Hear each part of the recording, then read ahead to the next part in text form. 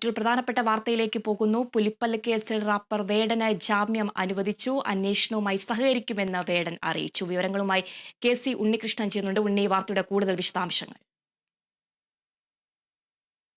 അതിര പുലിപ്പല്ല് കൈവശം വെച്ചെന്ന കേസിലാണ് റാപ്പർ വേടന് ഇപ്പോൾ ജാമ്യം ലഭിച്ചിരിക്കുന്നത്.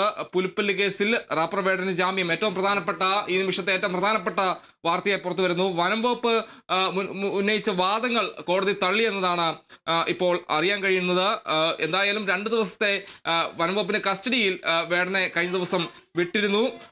തുടർന്ന് ഫ്ളാറ്റിലും അതോടൊപ്പം തന്നെ വീട്ടിലും തൃശ്ശൂരിലെ ജ്വല്ലറിലും അടക്കം തെളിവെടുപ്പ് നടത്തുമെന്ന് അറിയിച്ചിരുന്നു. അതനുസരിച്ച് കൊച്ചിയിലെ ഫ്ളാറ്റിൽ ഇന്നലെ തെളിവെടുപ്പ് നടത്തിയിരുന്നു. പിന്നാലെയാണ് ഇന്ന് ഇപ്പോൾ ജാമ്യം ലഭിച്ചിരിക്കുന്നു എന്നതാണ് ഏറ്റവും പ്രധാനമായും ലഭിക്കുന്ന ഒരു വിവരം. വേടന് പുലിപ്പല്ല് കേസിൽ ജാമ്യം ലഭിച്ചിരിക്കുന്നു എന്നതാണ് പ്രധാനമായും പറയുന്ന ഒരു കാര്യം. എന്തായാലും ഈ ജാമ്യം ലഭിക്കുമ്പോൾ ഏറ്റവും പ്രധാനപ്പെട്ട കാര്യം എന്ന് പറയുന്നത് അടുത്ത ദിവസം തന്നെ പുതിയ റാപ്പ് ഷോയുമായിട്ട് വരുമെന്ന് വേടൻ നേരത്തെ തന്നെ അറിയിച്ചിരുന്നു.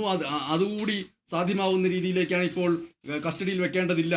വനം വകുപ്പ് വേടനെതിരെ ഉന്നയിച്ചിട്ടുള്ള എല്ലാ ആരോപണങ്ങളും ഈ ജാമ്യം നിഷേധിക്കണമെന്നാവശ്യപ്പെട്ടുകൊണ്ട് മുന്നോട്ട് വെച്ച എല്ലാ വാദങ്ങളും തള്ളിക്കൊണ്ടാണ് വേടന് ജാമ്യം ലഭിച്ചിരിക്കുന്നത്. അപ്പോൾ സ്വാഭാവികമായിട്ടും അടുത്ത ദിവസങ്ങളിൽ വേടൻ മുന്നോട്ട് വെച്ചതുപോലെ തന്നെ തൻ്റെ പുതിയ ആൽബവുമായിട്ട് രംഗത്ത് വരുമെന്ന് സൂചിപ്പിച്ചിരുന്നു. ആ രീതിയിലേക്ക് കാര്യങ്ങൾ പോവുകയും ചെയ്യും. ഈ ജാമ്യ വ്യവസ്ഥയുടെ കൂടുതൽ വിവരങ്ങൾ പുറത്തു വരേണ്ടതുണ്ട്. പ്രത്യേകിച്ചും മാധ്യമങ്ങളോട് സംസാരിക്കാൻ പാടുണ്ടോ ഇല്ലയോ എന്നതടക്കമുള്ള കാര്യങ്ങളിൽ വ്യവസ്ഥയുണ്ടോ എന്നതടക്കമുള്ള കാര്യങ്ങൾ അറിയേണ്ടതുണ്ട്.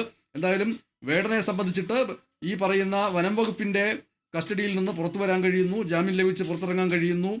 വനം വകുപ്പ് ആ ജാമ്യത്തിനെതിരെ അക്കമിട്ട് നിർത്തിയ എല്ലാ വാദങ്ങളും കോടതി നിഷേധിച്ചിരിക്കുന്നു.